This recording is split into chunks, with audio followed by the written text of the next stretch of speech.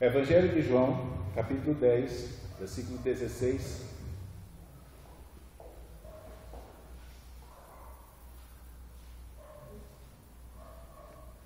Está escrito. Evangelho de João, capítulo 10, versículo 16. Está escrito: ainda tenho outras ovelhas que não são deste aprisco. Também me convém agregar estas, e elas ouvirão a minha voz, e haverá um rebanho e um pastor. Ainda tenho outras ovelhas que não são deste aprisco. Também me convém agregar estas, e elas ouvirão a minha voz, e haverá um rebanho e um pastor. Vamos orar ao Senhor. Deus amado, nós pedimos ao Senhor que venha ser conosco, Senhor, nessa noite. E que a Tua palavra encontre em nosso coração aquele solo bom, em que semeada como semente, Senhor, ela venha brotar, ela venha crescer, Senhor, a fim de que os frutos para os quais elas foram designadas, Senhor, venham ser vistos e manifestos em nossa vida. Por isso pedimos, Deus, que nessa noite o Senhor nos ajude nesse momento. Que o Senhor nos ajude, Senhor, ó Deus, pela ação do Teu Espírito Santo, a compreender a Tua palavra, e pelo poder do Teu Santo Espírito, a Tua palavra seja aplicada no nosso coração, a fim de que ela não apenas seja mais uma teoria religiosa que tenhamos conhecimento, mas ela seja a Tua palavra viva, Senhor, que produz vida naqueles que são alcançados por Ti. Por isso, nessa noite que o Senhor venha ser conosco, Senhor. Nessa noite o Senhor venha ser com a minha vida, Senhor, e me ajudar nesse momento. Que nessa noite o Senhor venha ser com os Teus filhos e venha ajudá-los nesse momento. Nós Te pedimos e Te pedimos em nome de Jesus. Amém. Nós estamos meditando no Evangelho de João há algum tempo. Começamos no capítulo 1, verso 1. Estamos no capítulo 10, verso 16. E semana após semana nós temos contemplado, em primeiro plano, aquilo que o Evangelho revela acerca de quem Jesus Cristo é. Lá no capítulo 20, verso 31, está dito o propósito pelo qual essas passagens que temos estudado, elas foram escritas. Elas foram escritas para que viéssemos a crer que Jesus é o Cristo, o Messias, o enviado de Deus, e não apenas isso, que esse Jesus, que é o Cristo, o Messias, ele também é Deus. E o texto diz que essas coisas devem ser compreendidas para que nós venhamos ter vida nele, para que nós venhamos receber nele a vida eterna. Nas últimas semanas, nós temos trabalhado a questão dos conflitos existentes entre Jesus Cristo e os judeus. Desde aquela cura que ocorreu no capítulo 5, até esse momento, Jesus tem continuamente travado debates com os judeus acerca de quem ele era e o propósito da sua vinda. Ele se apresenta como o pão da vida, ele se apresenta, como já vimos anteriormente, como a água da vida, ele se apresenta como o enviado de Deus que veio trazer para o povo judeu as palavras de Deus. Ele se apresenta como o pastor das ovelhas, o pastor de Israel. Ele se apresenta como a porta por intermédio de quem as ovelhas se aproximam e têm acesso ao aprisco de Deus para fazer parte do rebanho de Deus. E nesse sentido, nos versículos anteriores, ele conclui o seu discurso para os judeus, deixando claro para eles que como pastor, ou como o bom pastor de Israel, através do qual as ovelhas são conduzidas para o rebanho de Deus, ele vai fazer com que esse propósito se cumpra com a sua própria morte ou com a entrega da sua própria vida. Então, os judeus, eles se tornariam ovelhas do rebanho de Deus por intermédio do Messias, por intermédio de Jesus Cristo como o bom pastor que daria a vida por eles. E aí Jesus mais adiante vai dizer que quem é de Deus, ou disse anteriormente, ouve as palavras de Deus. Ele próprio havia dito anteriormente que as palavras que ele falava eram de Deus, e mais na frente ele vai dizer para esses mesmos judeus que eles não são ovelhas dele, porque eles não os ouvem. Então aqui ele o tempo todo está simplesmente cumprindo o primeiro passo, a primeira etapa da sua vinda a esse mundo e da execução do propósito ao qual ele veio. Ele deixou claro em alguns momentos que ele veio para as ovelhas perdidas da casa de Israel. Só que a amplitude e o alcance da obra de salvação que ele veio realizar transcendia a realidade do povo judeu da nação de Israel. Ele veio a esse mundo para tornar possível a salvação de pessoas de todos os povos, tribos, línguas e nações. Então, na porção anterior que nós estudamos a semana passada, ele se apresenta claramente e conclui o seu discurso deixando claro que é nele e somente através dele que o povo judeu poderia se tornar ovelhas do rebanho de Deus e participantes do povo que iria herdar as promessas eternas. Só que aqui Jesus, ele abre um espaço para fazer uma colocação que não estava mais na mente dos judeus, apesar de no Antigo Testamento haver passagens bíblicas que deixaram essa realidade de uma salvação divina a pessoas que não pertenciam ao povo de Israel expostas claramente. Um exemplo, o chamado de Deus a Abraão. Deus não disse a Abraão que nele seriam abençoados todas as famílias do reino de Israel. Ele disse que em Abraão seriam, e na sua descendência, seriam abençoadas todas as famílias da terra. E nós temos no curso da história do Antigo Testamento várias previsões que já anunciam a realidade da luz de Deus que haveria de brilhar sobre os gentios, sobre aqueles que não faziam parte da nação de Israel. Só que aqui Jesus está debatendo com o povo que em relação ao reino de Deus, as promessas do reino de Deus, a participação no reino de glória de Deus, eles eram um povo que tinha uma mentalidade exclusivista. Para o judeu, o povo de Deus era judeu. E quando ele pensava no não judeu, quando ele era muito benevolente assim, ele até pensava na perspectiva do gentio se tornar escravo dele para servir o povo de Deus. Mas via de regra, o seu pensamento era clássico no que diz respeito a deixar de fora todos aqueles que não eram judeus. Por quê? Porque para eles a salvação de Deus era para Israel, o Deus criador de todas as coisas era o Deus de Israel e pronto. Então essa mentalidade exclusivista, Jesus agora vai derrubá-la, ele vai destruí-la. Ele vai mostrar para os judeus que a obra que ele veio realizar salvaria judeus que crescem nele, mas também salvaria não judeus que crescem nele. E esse tipo de mentalidade, ele por força da natureza pecaminosa que perpetua na raça humana, é muito comum. Quando nós vamos dar um curso sobre seitas e heresias, então, primeira coisa que a gente ensina é como identificar uma seita. Como eu identifico uma seita? O primeiro pressuposto é: toda seita prega que só existe salvação nela. A exemplo dos judeus aqui. Então, Deus é o Deus dos judeus, a salvação é para os judeus. Então, normalmente, uma seita, principalmente as seitas denominadas cristãs, elas têm esse tipo de atitude e esse tipo de costume. Só é salvo quem é membro dela. Só é salvo quem crê nas coisas que elas creem.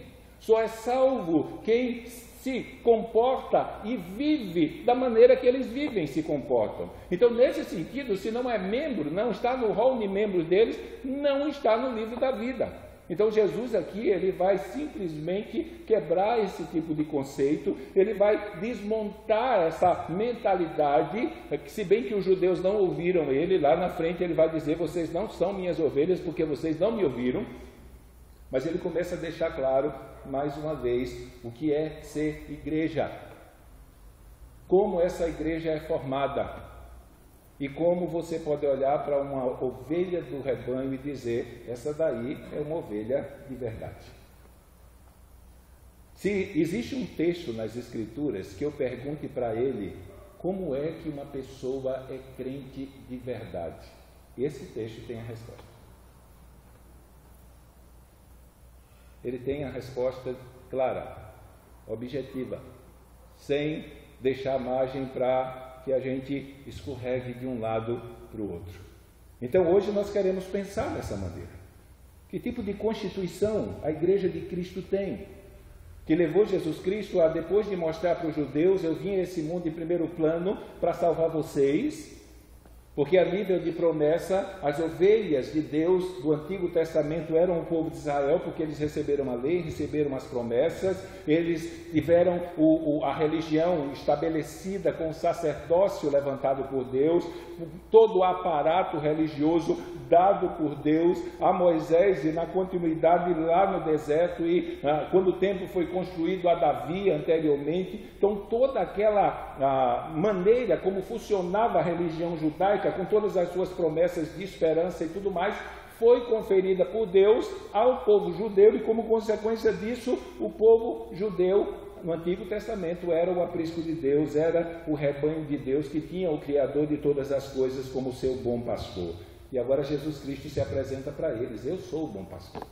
Se vocês querem ter acesso a Deus, ouçam as minhas palavras e venham através de mim.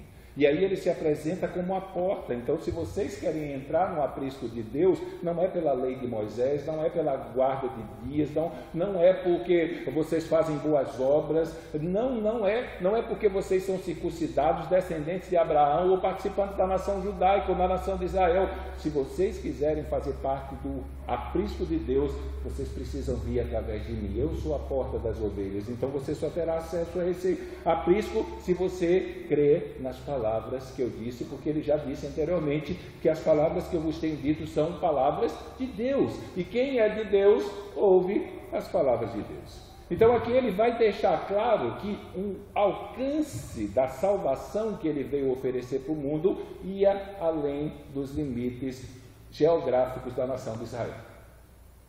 Ia além dos limites étnicos.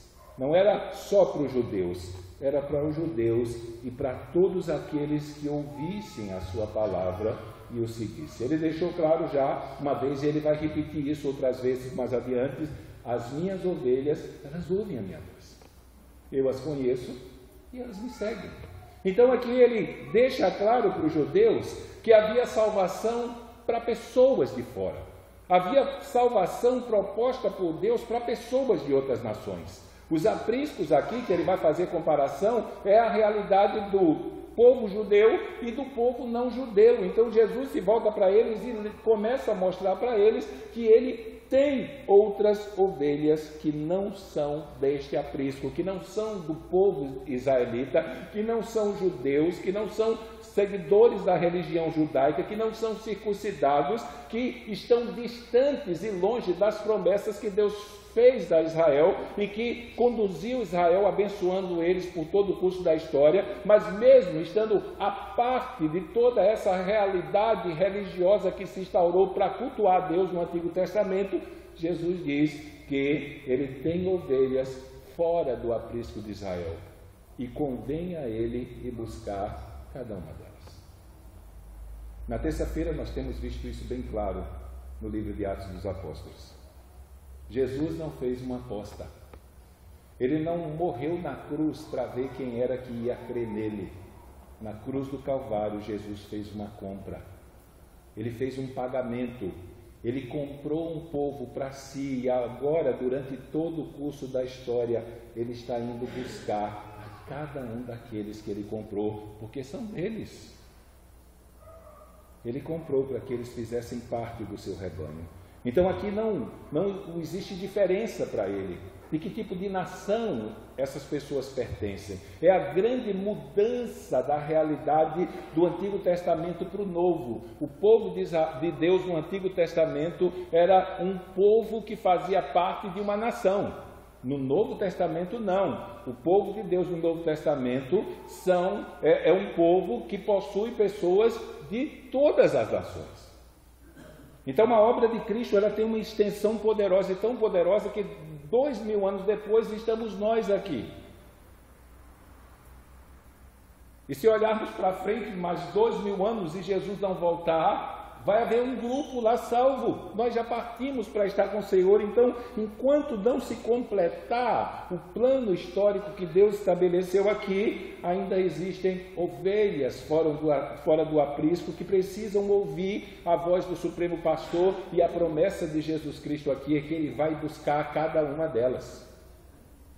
Nenhuma delas vai se perder. Por que motivo? Porque elas foram compradas pela morte do pastor. Elas só existem por causa da morte do pastor. Elas permanecem firmes por causa da morte do pastor de Israel. E a obra que ele começou na vida dela vai ser consumada por causa da morte do pastor delas. Do bom pastor Jesus Cristo, que veio a esse mundo e morreu por elas. Então ele vai dizer: eu tenho outras ovelhas ainda fora desse aprisco. Elas não são desse aprisco, convém a mim e buscá-las. Você pode ter a tradução de agregar a estas, mas a ideia dele é que ele vai atrás de cada ovelha dele que está fora do aprisco, e ele vai permanecer firme nessa busca até encontrá-las. É aquela figura da parábola das 100 ovelhas. Ele não vai se alegrar se tem 99 lá. Ele pagou o preço pela que está fora. E não importa o quão emaranhada nas coisas dessa vida ela esteja, o quão ferida ela esteja por estar longe do aprisco, ele vai buscá-la, vai trazê-la, vai curá-la, vai sará-la e vai deixá-la perfeita. Então nós temos essa confiança, principalmente porque não somos exclusivistas. Nós entendemos que igrejas locais como essas são necessárias para a expansão do reino. Se elas não existissem, a coisa ia ficar complicada. Sempre foi, desde a igreja primitiva, a partir de uma igreja dessa, que a obra de Deus se expandiu, que pessoas foram enviadas para o campo missionário, que Deus chamou pessoas para o ministério e espalhou essas pessoas. Então, faz parte do plano de Deus essa administração, e aí nós entendemos que não faz diferença nome, não faz diferença placa, não faz diferença região, estado, país ou continente. Não importa se é batista, presbiteriano, assembleano, são ovelhas que creram, que ouviram a voz do Supremo Pastor e agora estão seguindo ele. Então aqui, a colocação de Jesus Cristo aqui, ela tira da perspectiva cristã qualquer ideia de que existe uma instituição por intermédio de quem as pessoas são salvas. Ele vai deixar claro aqui que as ovelhas que estão fora do aprisco de Israel, elas não vão precisar vir para o aprisco de Israel para ser salvas. Elas não precisarão mudar de aprisco. Elas vão precisar somente ouvir a voz do Salvador delas. E elas precisam ouvir a voz do Salvador e crer. Então Jesus Cristo, ele diz que existe uma quantidade enorme de ovelhas por quem ele morreu na cruz como bom pastor. Ele morreu e deu a sua vida para que elas façam parte do seu aprisco. Ele deixa claro que ele vai buscar essas ovelhas, só que aí nós temos um problema aqui para o nosso lado e uma bênção para o nosso lado. O problema é que Jesus morreu, ele ressuscitou, ele ascendeu aos céus e ele assentou no trono. Só que aquilo que ele disse que ia fazer, ele vai fazer. O problema aqui é que ele não vai fazer diretamente. Para que essas ovelhas que estejam fora do aprisco e que ainda não entraram pela porta, que é ele, no reino de Deus e na salvação eterna, é necessário que eles ouçam a voz de Jesus Cristo chamando eles. Que eles ouçam a voz do Supremo Pastor chamando as ovelhas para o seu aprisco. E ele já deixou claro, se a voz dele for anunciada, as ovelhas que estão fora do aprisco vão vir. Porque ele conhece as suas ovelhas, elas conhecem a sua voz, e por conhecerem a voz do Supremo Pastor, elas vão segui-lo. quando a voz dele chegar aos seus ouvidos, lembrando no tempo, na época que estiver estabelecido na administração soberana de Deus para a história deles. Nem sempre as pessoas se convertem na primeira pregação que ouvem. Às vezes se convertem na 100ª, na 1000ª. Mas isso não é falha do Evangelho, não é falha da pregação. É só a questão da administração soberana de Deus na agenda dele para salvar. Como vão existir pessoas que vão ouvir o Evangelho a vida toda e vão morrer sem crer nele. Mas uma coisa ele deixa claro aqui: as suas ovelhas, elas ouvirão.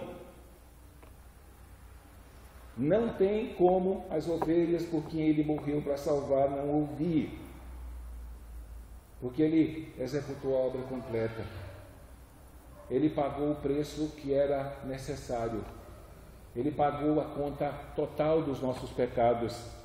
E no sangue dele há poder para perdoar, não importando a intensidade ou a gravidade ou a maldade dos nossos pecados, há poder no sangue de Jesus para purificá-los diante da justiça de Deus, e há poder no Espírito Santo para santificar a vida de um pecador, por pior que tenha sido a sua vida, por pior que tenha sido o seu comportamento, por pior que tenha sido os seus atos, por pior que tenha sido a sua vida. Há poder no Evangelho para transformar esse pecador num santo de Deus, não importando o que a vida dele tenha demonstrado no tempo da sua ignorância antes de ele conhecer a Cristo. Então aqui cabe a nossa responsabilidade. O tempo todo as Escrituras estão nos apontando a necessidade e a responsabilidade que nós temos de, como cristãos, pregarmos o Evangelho para aqueles que estão perdidos.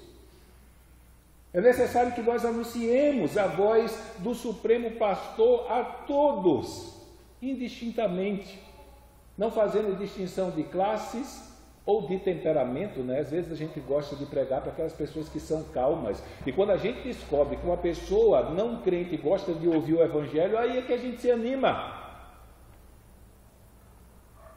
Só que Jesus tem ovelhas perdidas que estão no meio do tráfico. Jesus tem ovelhas perdidas que estão no meio do banditismo. Jesus tem ovelhas perdidas que estão na prostituição, que estão nas drogas, que estão nos movimentos LGBTs da vida. Tem ovelhas perdidas lá.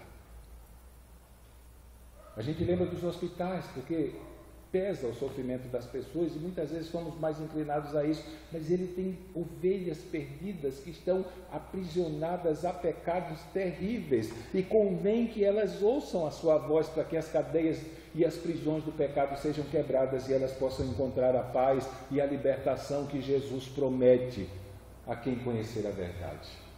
Então ele colocou sobre nós essa responsabilidade, que a parte de ser um caminho difícil é um privilégio. Nós nos tornamos cooperadores de Deus nessa obra de salvação que ele está espalhando pelo mundo. É através da minha boca e através da sua boca que as ovelhas que estão fora do aprisco vão ouvir a voz de Jesus Cristo. Elas vão ouvir a voz do Evangelho. Numa época em que está tão incomum se ouvir a voz do Evangelho por aí. A voz de um Evangelho que esmaga o pecador para depois consertá-lo. Ninguém quer mais ouvir sobre pecado. Ninguém quer mais ouvir sobre culpa. Ninguém quer mais ouvir sobre condenação. Mas o primeiro ato do chamado do pastor às ovelhas que estão fora do aprisco é justamente a consciência e o conhecimento do estado em que elas se encontram. Então, ainda que as pessoas não queiram ouvir isso, temos que falar sobre o pecado. Ainda que elas se sintam constrangidas e até magoadas por aquilo que nós estamos dizendo, nós temos que falar sobre o pecado. E não apenas falar sobre o pecado, mas todo o estrago, que é espiritual, que é físico, que é moral, que o pecado imputou e condicionou o ser humano a viver. Estávamos falando hoje sobre ideologia de gêneros. Estávamos falando com o pessoal dos jovens, sábado passado, sobre, a semana passada, sobre ideologia de gênero.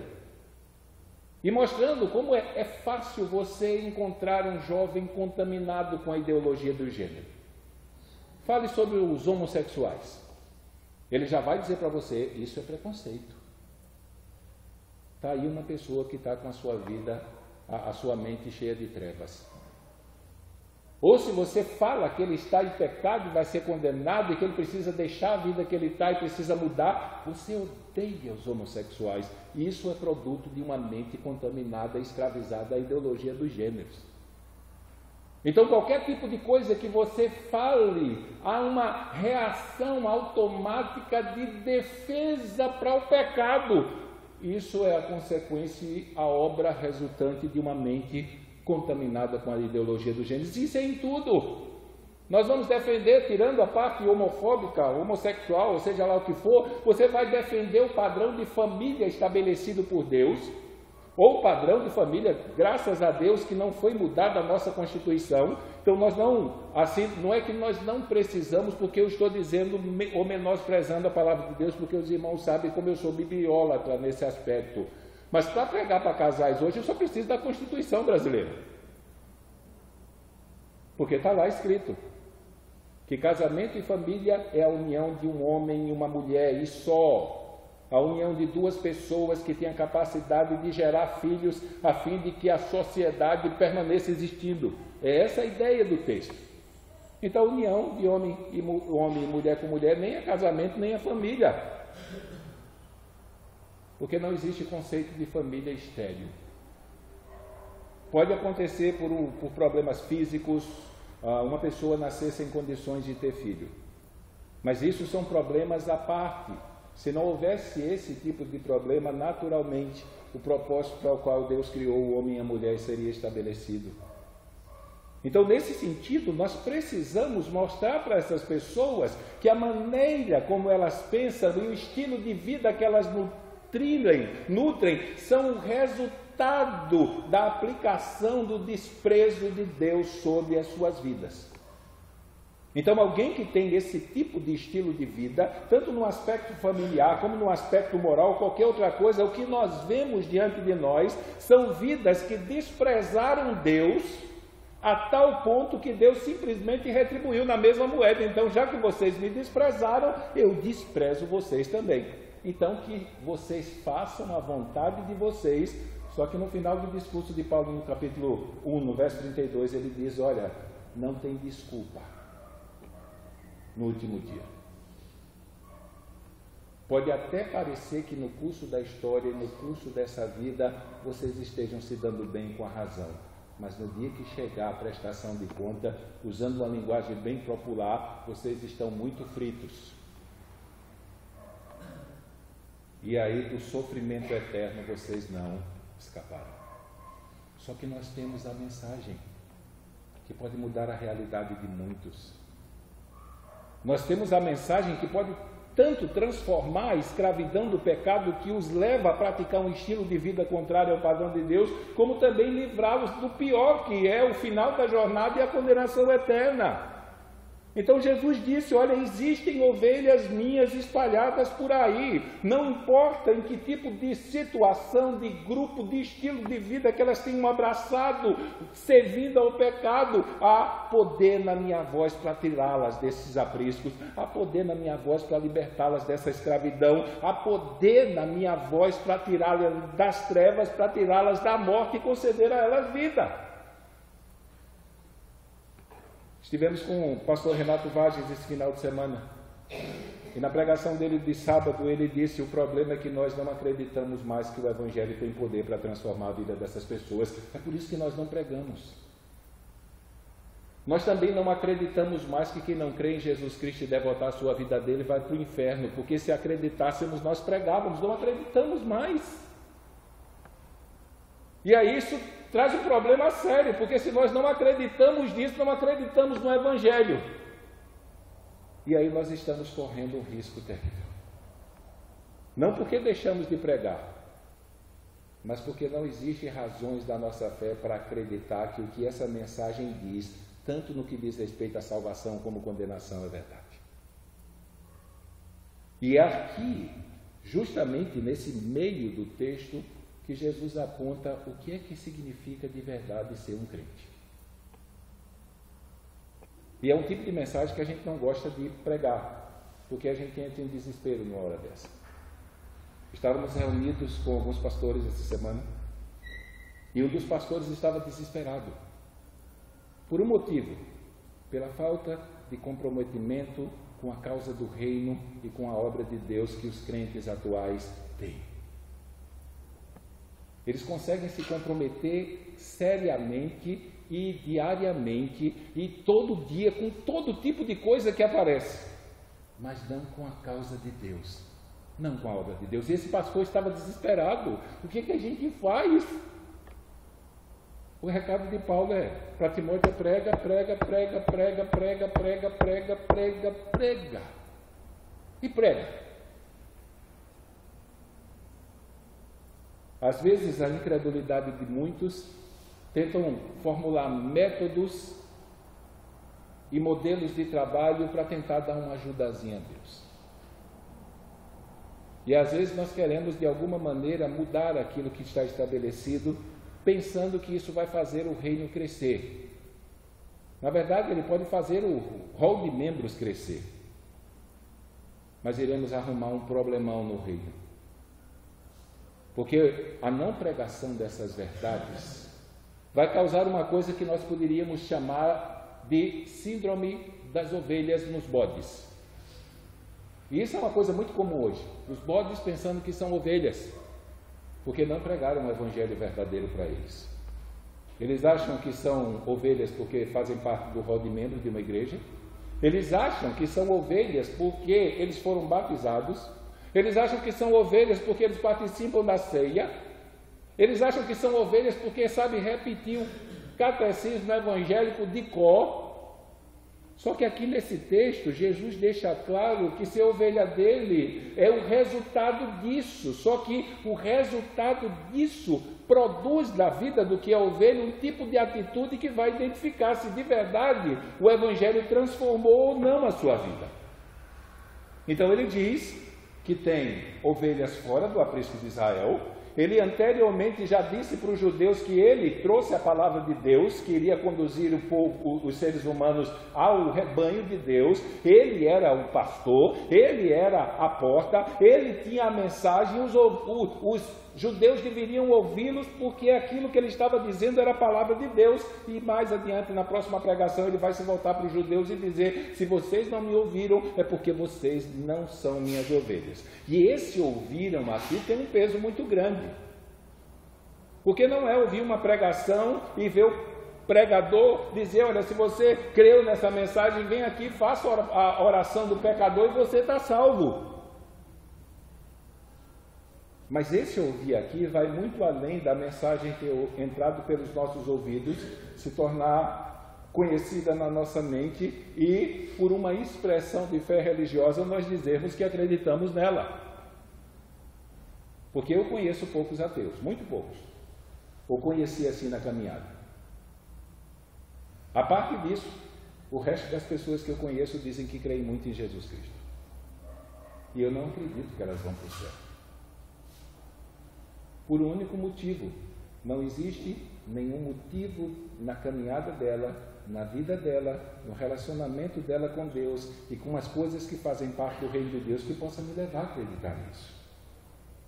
Então ele chega aqui e diz que as ovelhas, elas vão dar ouvidos à sua voz.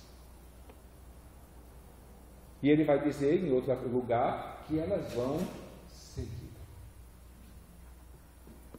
Então, isso expõe a realidade de que uma ovelha de verdade tem um comprometimento tão grande com o pastor que ela o segue. E aí nós precisamos entender que da mesma maneira que uma ovelha que está posta ou está fora do aprisco, ela, para vir para o aprisco, é necessário que eu, é necessário que você, é necessário que todos aqueles que foram alcançados pela obra de Cristo, pela pregação do Evangelho, ouviram a voz do pastor e vieram segui-lo, e saiamos para buscá-las lá. com a mesma mensagem pela qual nós fomos alcançados. Mas o que é que nos faz ir? O que é que nos faz mudar a realidade da nossa existência? O que é que nos faz mudar os nossos valores, os nossos comportamentos? É justamente o comprometimento que nós assumimos quando professamos crer em Jesus Cristo e o recebemos como Salvador e como Senhor da nossa vida. Então, uma vida comprometida com a causa do reino é a marca que testifica, ou uma das marcas que testifica que aquele que professa ter fé em Jesus Cristo é ovelha de verdade. Se não há comprometimento com a causa do reino, não existe motivo para que nós acreditemos que existe uma ovelha ali.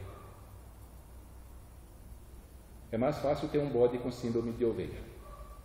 A Bíblia fala do lobo que vestiu a capa, mas a não pregação dessas coisas e a não consciência dessas coisas tem feito um estrago muito grande para a igreja. E aí nós ficamos pensando que se quando Jesus Cristo voltar, vai de verdade haver fé na terra. Fé frutífera, fé produtiva. Ele tem ovelhas fora do aprisco, ele vai buscar essas ovelhas e elas vão dar ouvidos à sua voz. Então, para chegar no aprisco, para chegar e se tornar parte do rebanho de Deus, é necessário que essa ovelha tenha consciência do seu pecado. É necessário que ela tenha consciência do estrago que o pecado fez na sua vida, do que espera ela se ela não se arrepender dos seus pecados. Essa ovelha precisa se arrepender dos seus pecados e precisa confiar na obra que Cristo fez para salvá-la. Só que ela precisa ser informada de que o céu não é aqui. E que até chegar no céu nós arrumamos um emprego espiritual. Não são os pastores que arrumaram o emprego espiritual. Não são os presbíteros, nem os diáconos, nem os líderes. A igreja arrumou um emprego. E até Jesus Cristo voltar, a palavra de ordem para o povo de Deus que permanece aqui é trabalho. Às vezes chega isso a gente ultimamente não ouve muito aqui, o pessoal trabalha muito secularmente, mas há anos atrás chegavam, pastor, eu estou sem ter o que fazer na vida. Gente, se tem uma coisa que um crente não pode dizer é que não tem o que fazer da vida. Porque se ele está desocupado para as coisas desse mundo é uma bênção. Ele tem tempo de sobra para se ocupar com as coisas espirituais. Só que aí há um problema nessa ovelha. Ela não tem desejo no coração de servir ao seu pastor e de segui-lo. Mas Jesus disse que as ovelhas dele vão dar ouvidos a ele. E seguir a Jesus significa buscar viver a sua vida de acordo com aquilo que ele estabeleceu. Existem coisas que fazem parte da vida inteira, como os exercícios espirituais de ler a palavra, estudar a palavra, participar dos cultos, ter uma vida de oração e viver em comunhão com os irmãos. Isso é a parte fácil do cristianismo. É a parte fácil. É difícil você pensar numa ovelha que não precisa comer. Mas no meio evangélico hoje é normal você conhecer crentes que não leem a Bíblia.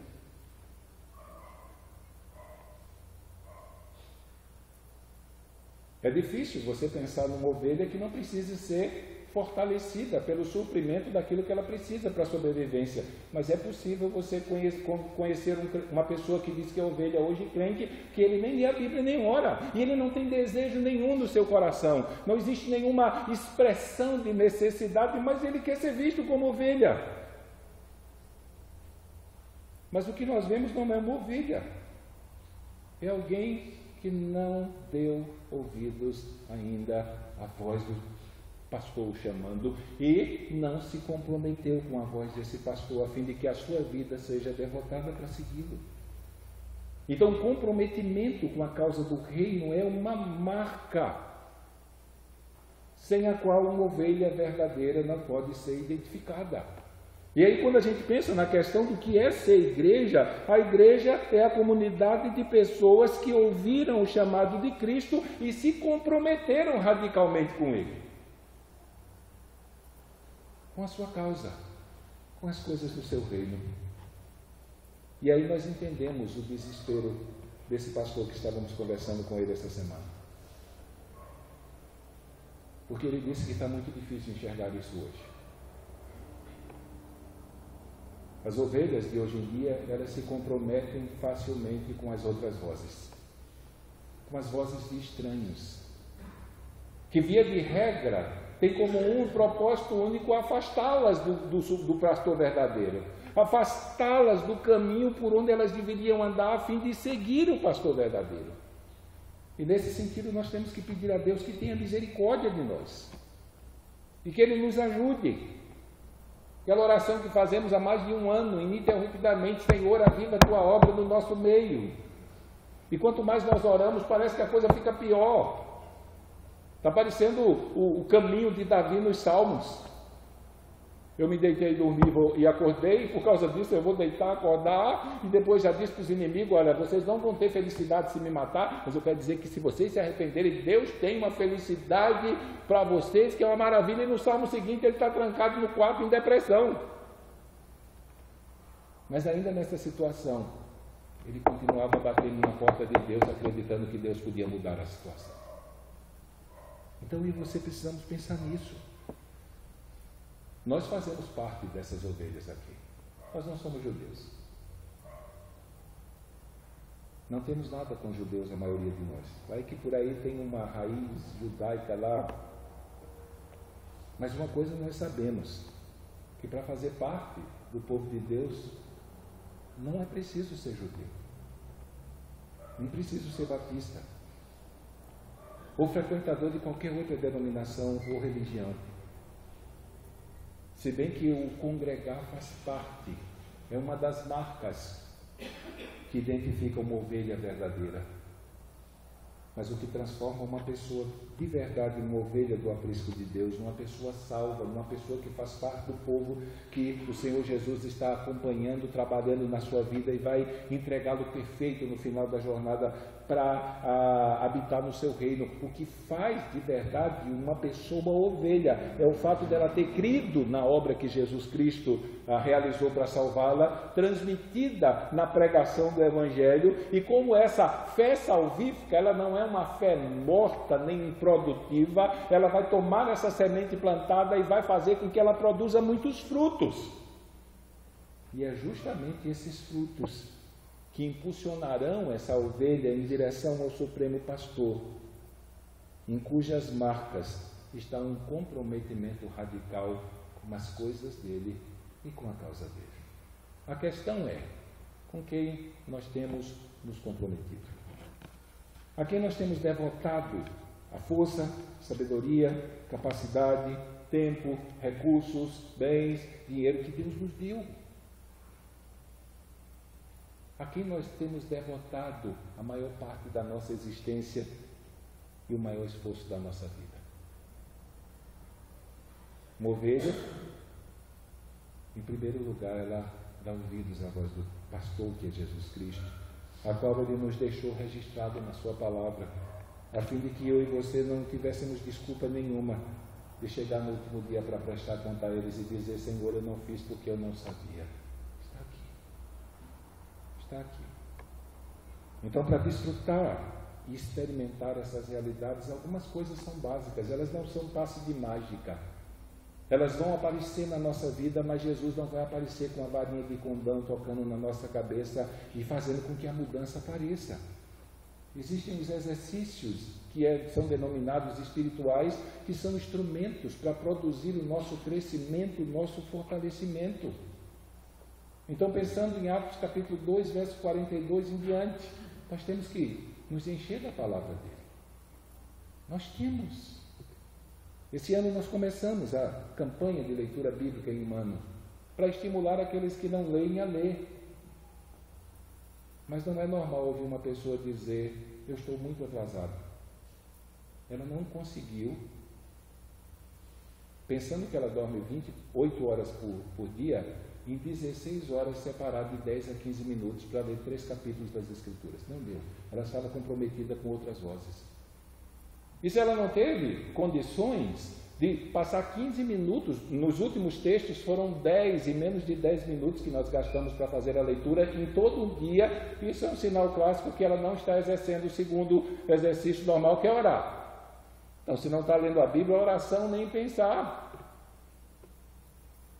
Como consequência disso, a sua frequência na comunhão dos santos também foi-se.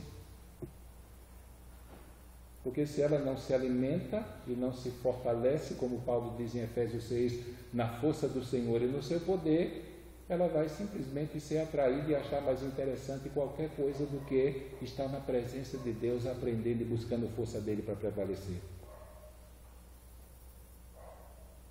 A outra consequência é que se tornará uma pessoa extremamente apegada às coisas dessa vida. Porque ele diz que eles perseveravam na oração, e na comunhão, e no partir do pão, e nas orações. Comunhão e partir do pão não são a mesma coisa. A linguagem do partir do pão está associada à reunião dos santos no culto público, numa assembleia, mais especificamente direcionada à celebração da ceia.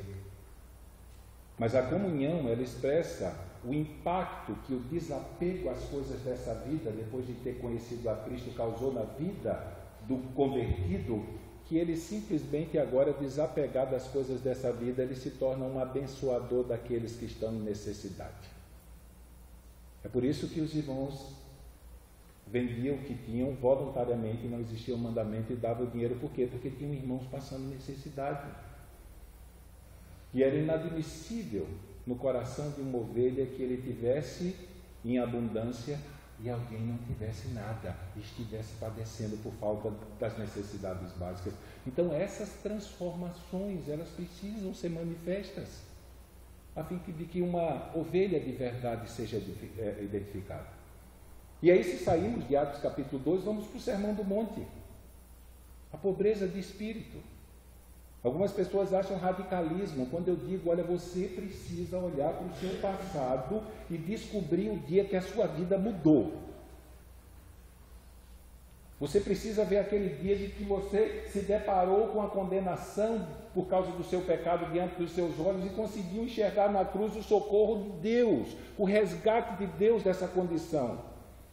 Porque se a gente olha para trás e vai até onde a gente alcança e descobre que não houve nada na nossa vida que mudasse radicalmente a nossa existência, a nossa maneira de pensar e o curso da nossa história, então fica difícil nós acreditarmos que um bode foi transformado em ovelha. E eu não se ofenda com a expressão bode, eu estou usando a mesma expressão que Jesus usou lá no capítulo 25 de Mateus,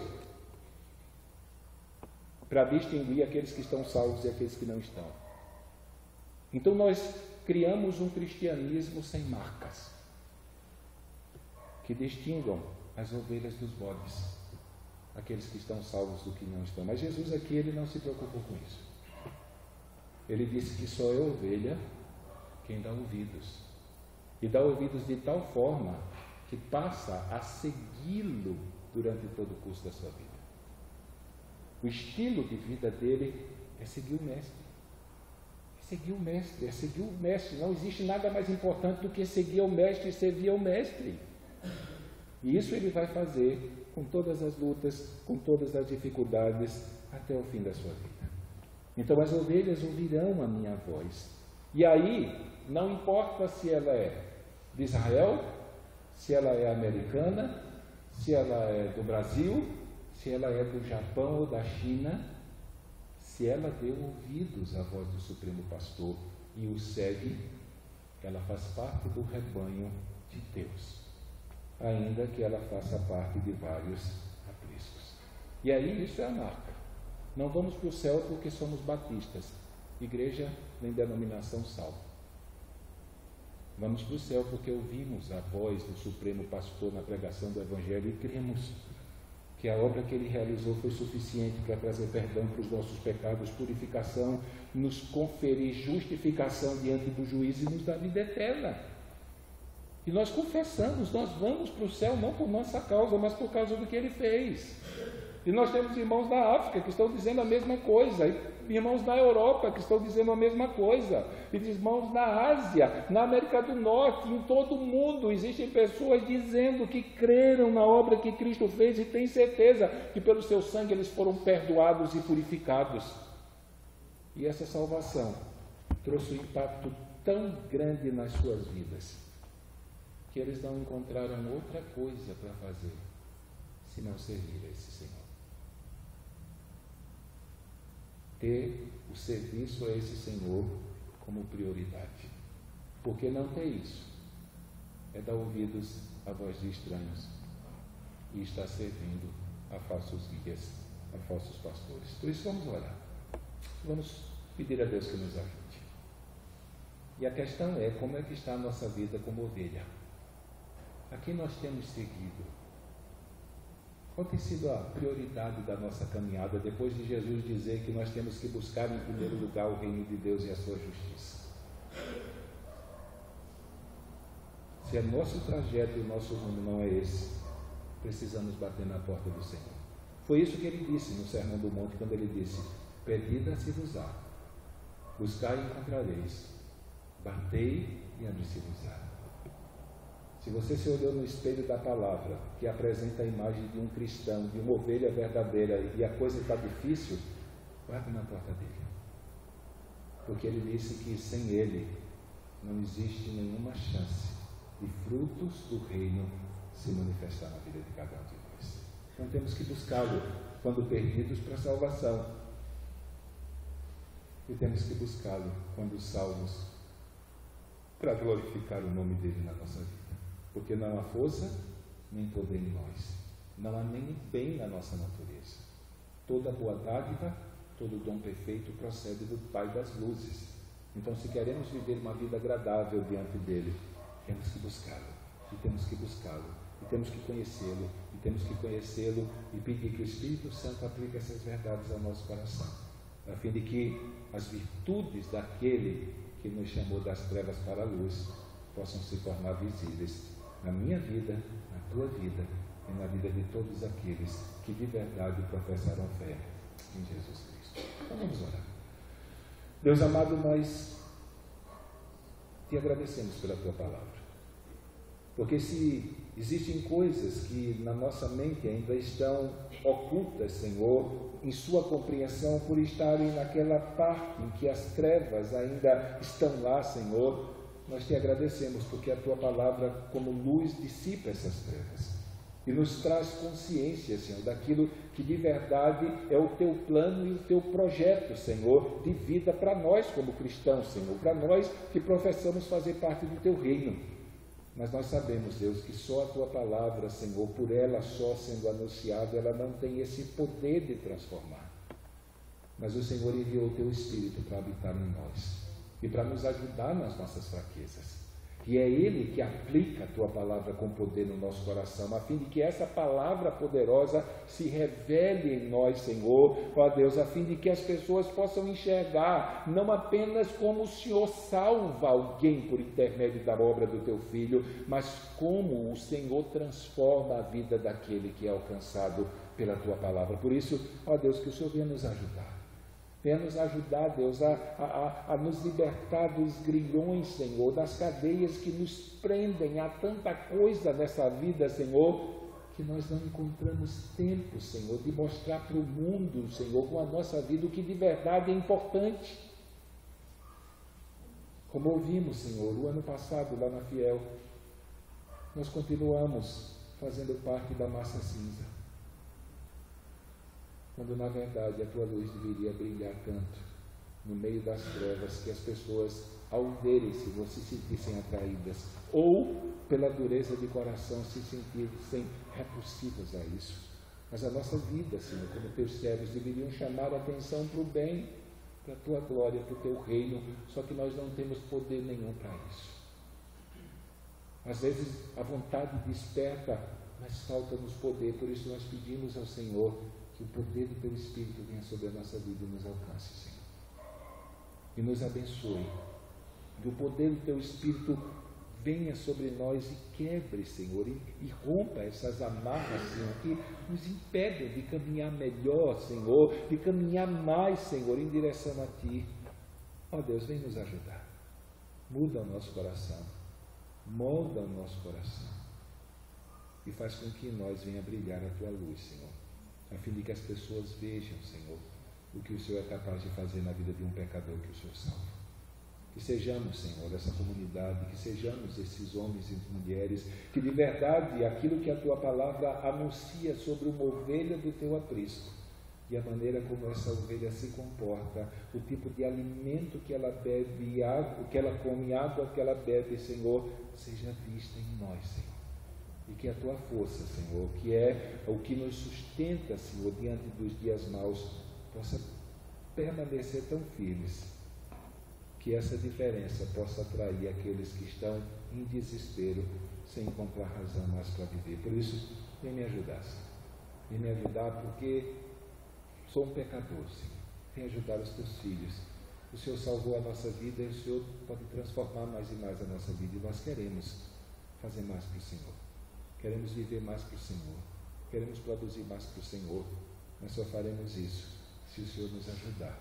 Que teu Espírito nos encha com poder, nos governe e nos expulse, a fim de que nós venhamos fazer a tua vontade em detrimento da nossa. Nós te pedimos em nome de Jesus. Amém? Amém? Terça-feira, culto de doutrina, livro de Atos, damos continuidade. Quarta-feira não teremos o curso e na outra quarta-feira também, que eu não vou estar aqui. Então teremos curso só daqui a 3 semanas, na quarta-feira. Então, daqui a 3 semanas nós estaremos nos reunindo de novo. Quinta-feira, culto normal das senhoras e final de semana, os cultos normais de final de semana. Sábado, a programação com jovens e adolescentes. No domingo, 8 às 9h30. Então, como eu tinha compartilhado com alguns irmãos que eu ia suspender o culto da manhã, mas me lembraram que era ceia, por força do Dia das Mães, né? As famílias se reúnem e tudo mais, tem que cozinhar. Então, se demorasse um pouquinho mais, ia ter gente aqui que viesse ficar pensando, olha, eu já tenho que ir ou ia ter que sair antes, e aí perde aquele sentido da consagração em si, que você vai gastar todo aquele tempo pensando nas coisas de Deus, orando a Deus, meditando na palavra de Deus. Então, por ser ceia, nós vamos começar a oração às 8, normal, 8 às 8h30 oração, um período de louvor, celebramos a ceia e os irmãos estão livres para visitar os seus familiares e reunir a família. Então, domingo que vem, 8, sábado, domingo à noite, culto normal, às 19h. Então, cumprimente seu irmão e até terça-feira, se Deus assim o permitir.